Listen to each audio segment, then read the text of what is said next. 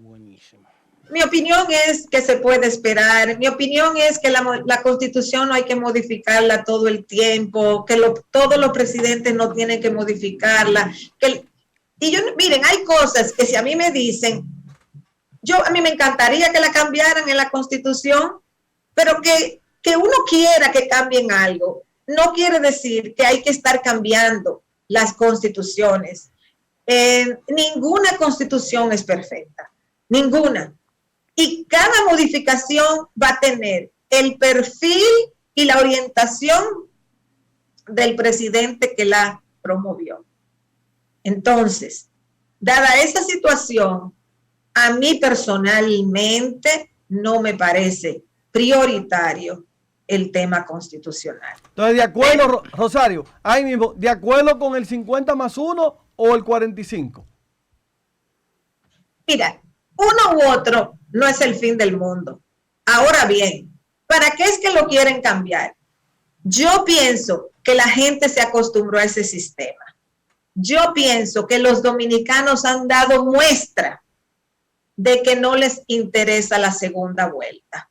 Solo se dio en una ocasión, en el 96, y había una coyuntura muy específica. Después del 96, más nunca ha habido doble vuelta, a pesar de que está el 50+1. Entonces ya los dominicanos han dado muestra de que piensan en su voto, calculan su voto y no les gusta la doble vuelta. Entonces, ya eso está ahí.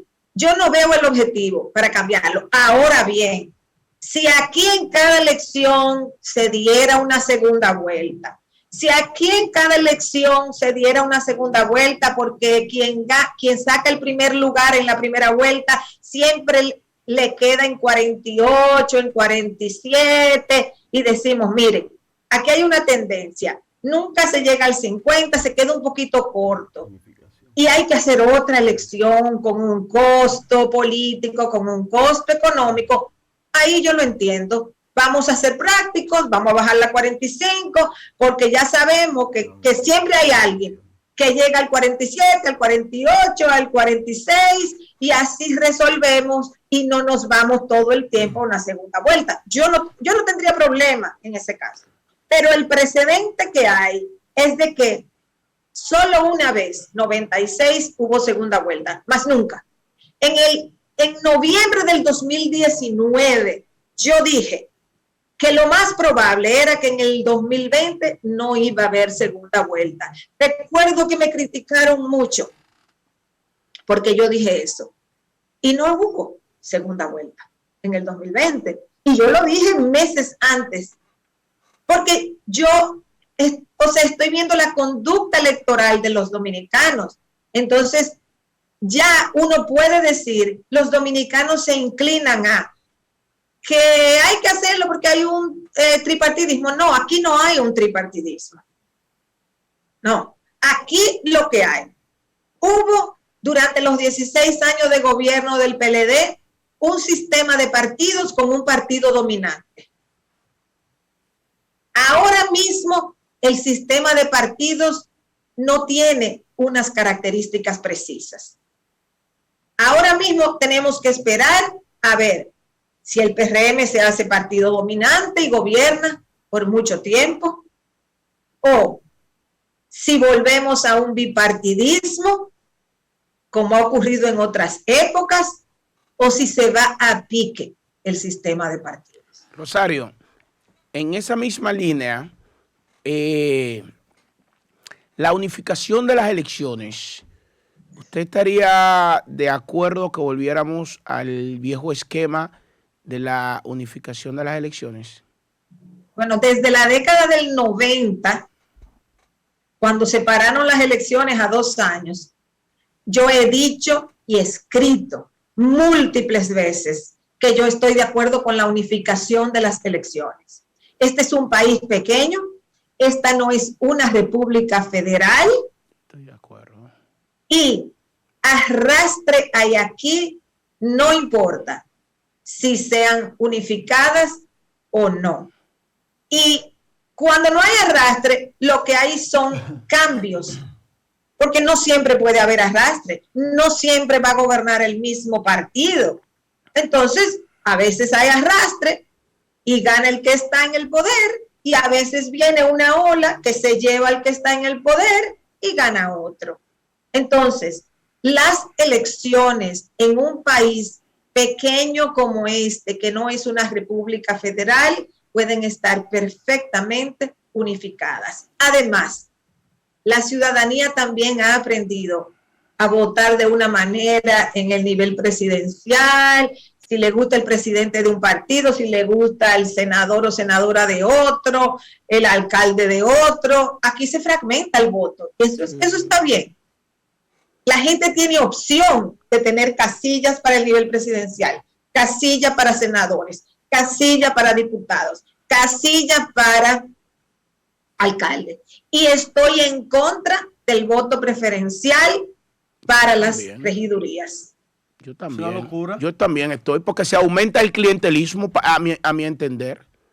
Pero por algo más simple.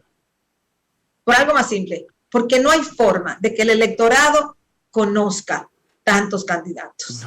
Entonces, los partidos deben hacer el sedazo a través de sus mecanismos de primaria interna. Yo estoy de acuerdo. Rosario, hablate ahora de sedazo. A mí me gusta tomarle la palabra siempre a la persona. Tú hablaste de sedazo. ¿Qué hacer? ¿Qué tú crees que se debe de hacer en los partidos políticos, en esta sociedad, para que no se cuele el narcotráfico, el dinero, como dirían en Colombia, caliente, en las campañas electorales y en los partidos? Porque llegan personas a los partidos a ostentar candidatura con ese dinero caliente, el dinero del narcotráfico, de lavado de activos. ¿Qué hacer en los partidos políticos, a tu parecer? Bueno, ahí viene el sedazo. Los partidos deben tener mecanismos de evaluación de los aspirantes, de los que aspiran antes de concursar. Antes de concursar, los partidos tienen que evaluar bien, porque ellos pueden hacerlo. Eso no es tan complicado. Ahora, al hacerlo, van a tener que renunciar a dinero. Claro, van a tener que renunciar a mucho dinero, pero que ellos saben procede de actividades ilegales. Y ahí es donde viene el tranque. Los partidos quieren el dinero. En sus presiones electorales, ellos lo que quieren es el dinero y pasan por alto eso. Pero eso es el sedazo que tienen que hacer los partidos. Porque una vez esas personas son candidatos, ellos manejan mucho dinero y ya la competencia se hace muy desigual. Por otro lado, el problema del financiamiento de campañas ya trasciende a los partidos, porque cada candidato o candidata es una especie de empresario de su empresa política y busca su propio dinero.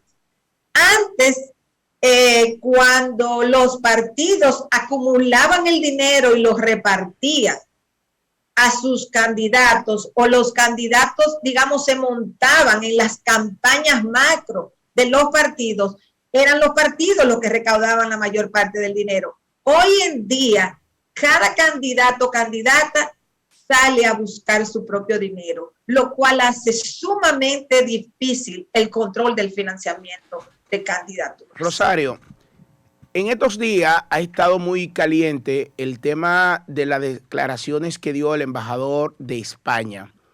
Repercusión que eso podría tener en las bases del Partido Revolucionario Moderno, y cómo, que para mí es lo más difícil, el presidente Luis Abinader pudiera enfrentar ese tema. Bueno, yo pienso que como ocurre con las redes y las reacciones y demás, pienso que eso, un evento que ocurrió, no creo que va a tener mayor repercusión política fuera de lo que es ese momento. Ahora bien, hay un problema, sí, mayor. Y eso es, digamos, eso se vincula con un problema mayor.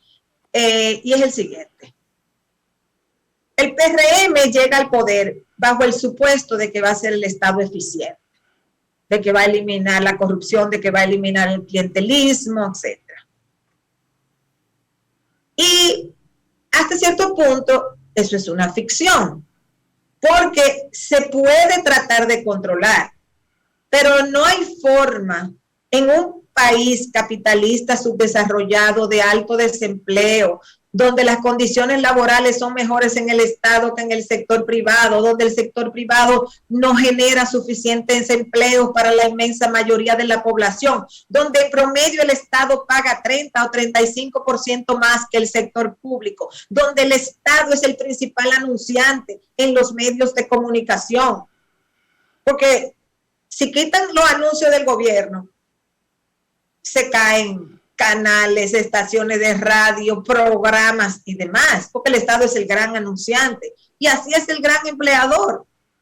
Entonces, dadas esas características del Estado, siempre va a haber los que entran a los partidos con un beneficio, buscando un beneficio de empleo. Eso es inevitable. Entonces, hay un factor clientelar en la política dominicana que ningún partido puede obviar. Ejemplo, ya el PRM, el gobierno del PRM, tiene más empleados públicos que lo que había cuando llegó al poder. Ya sobrepasó la cantidad de empleados públicos que había cuando llegó en agosto del 2020. Pero ellos decían que iban a reducir la nómina. Bueno, pero ya están ahí. O sea, están ahí. Y esperen a fines del 2022 y esperen a fines del 2023. Va a ser mayor el número. Y no es que se va a necesitar porque hay más población, porque la población no aumenta tan rápido. No es que la sociedad dominicana va a ser más grande significativamente. Entonces, el Estado es muy clientelar. ¿Y cuáles son los mecanismos clientelares? Bueno, los partidos son un elemento fundamental, porque el partido que está en el poder es el que va a emplear o a sus militantes, o a sus allegados, o a los allegados de funcionarios. No importa el partido que esté en el poder, no importa, el PLD, el PRM, el Reformista, quien fuera. Lo hemos visto en todos los gobiernos. Entonces, el PRM, al prometerle a la clase media, media alta, un Estado eficiente, se va a ver en la realidad, en un proyecto político ya de elecciones, porque cuando tú estás en la oposición es una cosa. Tú quieres llegar al poder y te puedes basar en criticar al que está. Pero cuando tú estás en el poder, tú tienes que responder a expectativas. Entonces, hay una presión clientelar en la sociedad dominicana y los partidos que están en el poder siempre van a utilizar el mecanismo clientelar. ¿Por qué? Porque hay demasiada gente en la sociedad dominicana que quiere accesar al Estado, porque hay mejores condiciones de trabajo, o porque pagan más, o porque no encontraron en el sector privado, por lo que fuera. En las economías desarrolladas no se tiene ese problema. A la gente o no trabaja en el Estado, o no le interesa trabajar en el Estado, o si trabaja en el Estado es en carrera administrativa y no hay 15 detrás del puesto que tienes tú. Aquí no. Aquí por cada puesto hay un grupito detrás de ese. Entonces, esas son las presiones clientelares. Y de la única forma que eso se quita es creando economías sólidas donde la mayoría de la gente tenga empleo en el sector privado y tenga buenos salarios. Mientras eso no exista, el Estado va a tener presión clientelar. Mientras menos responde a la presión clientelar, más gente deja fuera. Paradójicamente, más oligárquico se hace el Estado. Mientras, suena perverso quizás esto, pero es que hay que entender la lógica económica de un país capitalista subdesarrollado, lleno de desigualdades, como es la República Dominicana, donde cantidad de gente, desde ricos, clase media, pobres, o sea, de todos los sectores, buscan cobija en el Estado. Rosario, vámonos ahora al aspecto internacional. Pero antes del aspecto internacional, quizá preguntarle la repercusión que pueda tener una posible crisis en la Cámara de Cuentas. Esto sí, pues, adelante. Adelante Sí, la no, pregunta. básicamente esa, preguntarle a usted A ver si Rosario pudo ver como esa carta conocedora, de- ¿verdad? Una posible crisis que pueda tener la Cámara de Cuentas, cuáles serían las repercusiones inmediatas dentro del ámbito de la credibilidad del Estado y del propio sistema electoral de partidos políticos o del sistema de la República Dominicana. Bueno, una crisis o dificultades o contradicciones dentro de la Cámara de Cuentas es problemática, es muy problemática, porque recuerden que todo esto es un paquete. Entonces, la Cámara de Cuentas se supone es la entidad que va a auditar, a monitorear, evaluar, digamos, la gestión de muchas instituciones públicas. Entonces, si tienen un conflicto interno, pierde su credibilidad de entrada. Entonces, sería muy, muy lamentable que la Cámara de Cuentas se consuma en su propia salsa con problemas internos, porque no va a poder hacer prácticamente nada. Rosario, ¿qué podemos esperar nosotros los dominicanos con ya ese bombardeo que comenzó en la madrugada de hoy de Rusia a Ucrania? ¿Qué nosotros podemos esperar como dominicanos inmediatamente con este modelo? Aparte de que ya tenemos inmediatamente un barril de petróleo que ya está rondando no, por encima de los $100. ¿Qué podemos nosotros esperar a futuro con la continuación de esta invasión, de este bombardeo? Que está muy lejos, los dominicanos lo vemos muy lejos, pero que eso tiene repercusión en el patio, en la República Dominicana. No, los dominicanos lo que podemos esperar es que esto se acabe pronto, que ese conflicto termine pronto y que ese conflicto no escale. Porque es que si ese conflicto escala es para Europa. O sea, ¿para dónde se va a extender? A Europa.